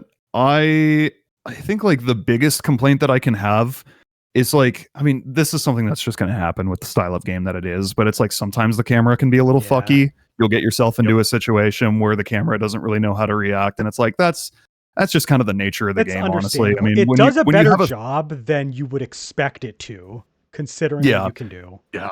when you Yeah. have a 3D platformer, especially one that's based around like the destruction of any and all terrain with, you know, a few exceptions that are stuff that's just indestructible for like character purposes, it's like it's going to happen at a certain point that you'll get to a point where it's like the camera is a little fucky, and it's like it's whatever. I mean, you have full control of the camera, so it's like a basically a non-issue. um Jack, Sometimes I do get what's up. before you forget to mention it, skill point upgrades. Oh yeah, the skill point upgrades. That I think that's a really neat system. It's a good way of like it's a good way of encouraging you to like get as much of the bananas as you can, because when you get 5 bananas you get a skill point, and skill points can be used to upgrade your Donkey Kong and also all of your Bonanza modes as well. And I think that's a really like fun way to incentivize It's you to find bananas. it's also a really cool way to just like give your own input on the experience, like the player choice that you have of what to Yeah. upgrade. It makes it that much more like I think good. like yeah. I think one thing that I mean, like obviously this game is like Monkey Mario Odyssey, but I think the thing that this game excels at more than anything is like just incredible game feel. Like, which for lack of a better term, it's just like Donkey Kong is really fun to control. Like you have like the roll that you can do, and you can like jump out of a roll and get some like crazy distance. You can like roll off of a cliff and then do a jump like you can in the 2D games. You can jump and then do a roll in midair and then jump out of. Oh, I don't know if you can't jump out of that a second time after you've already jumped once, but it's still like it has a really fun like.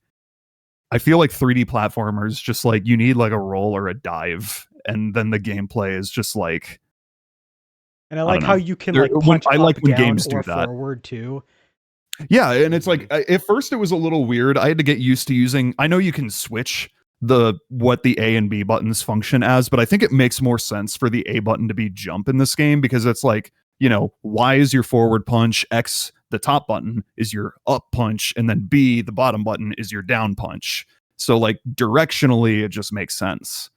And once I got used to that and started like thinking of the combat in that sense, it like just felt really natural.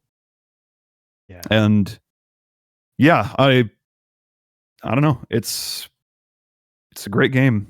He's one hell of a guy. We'll talk a little bit more about That's it on Donkey the Kong podcast, but I definitely got to say, this is the game carrying the Switch 2 on its back.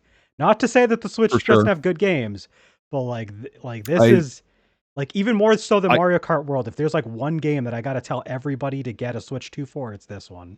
It's Donkey Kong. Absolutely. I fully agree. Like Kirby Air Riders isn't going to be for everyone, as much as I love it. And obviously you have I mean, like you can play Pokemon Legends ZA on the Switch 1. You don't have to get the Switch 2 version. Yeah. Uh, but like Same with Metroid. Yep. same with Metro. Metroid. And it's like as much as I love Mario Kart World, I just feel like Donkey Kong Bonanza is just like the game to get the system for right now. And I It's think worth that's it. about all I'm going to say. I would speak on stream titles that I played this year. I think I'm going to save that. If you're Yeah. listening to this after the podcast, then you've already heard me talk about it. But yeah, I think I'm going to save just brief thoughts on the streams that I played this year for our wrap up podcast. I feel bad that I didn't play as many games this year as I wanted to. I'm making it my goal this year to try and like spend more time playing these games and catching up on some of my back catalog. So when I'm done with Donkey Kong Bonanza and when I'm done with Pokemon Legends ZA, I would like to move on to these two, which I've still not gotten to yet. Metroid Prime 4, which I bought on launch day and was very excited for, but just did not have time the weekend that it came out. And then like the Christmas season happened and I just like never really had the drive to start it. And then Trails in the Sky First Chapter, which I have been very much looking forward to playing, but I would like to get through the games that I'm playing through right now first. So like these are the two that I'm doing next. I'm holding myself to this. And it's definitely I'm hoping thanks that to the Switch too, but I feel like listening back to our 2024 podcast earlier today, I think you have been able to play more games this past year than the year before. Like if you include all the stream titles, I think you just started. I think you started to like get back into it. So yeah, I feel like I have been like actively trying to. It's I think this year, I'd really just like to sit down and play more video games and catch up on games that I still haven't played that I own, because there's a lot of those. Finish Persona 3 Reload, finish Pokemon Legends ZA, finish Donkey Kong Bonanza. Yeah, finishing Persona 3 Reload will be, I think, a longer endeavor than the other two. I'm a lot closer to finishing Legends ZA and Donkey Kong, but I will definitely get to it. And after that, I will probably, by that point, I'll probably have Shantae Risky Revolution. Yes. Yep. Yeah. I think my copy might not come until February, because I think I pre-ordered mine at the same time as the new Scott Pilgrim, so it might come later. I did the same thing. Yeah. So I guess we'll see. Come at the same time. Yeah. But yeah, I think I feel, for what little I did play this year, I feel proud of myself that I was at least to come up with enough like coherent thoughts to like fill out my time in this Patreon video. You definitely said more than you will probably have time to when we do our podcast, because we're going to be flying through so much shit. Yeah, for sure. I think my goal next year is to have enough games to make a top 10 with like actually like maybe a few games like left over that I like. So it's not just like, here's the 10 games I played this year. It's like, here's the top 10 games I played this year. Yeah. It doesn't have to be from 2026. It could just be games. Yeah. So. Yeah. I mean, that's the mentality I'm going to go into it, because obviously I'm going to include these two in that discussion as well. But yeah, that's all I have to say about what I've played this year. I think I've covers a decent amount. Yeah. You guys talked about a lot.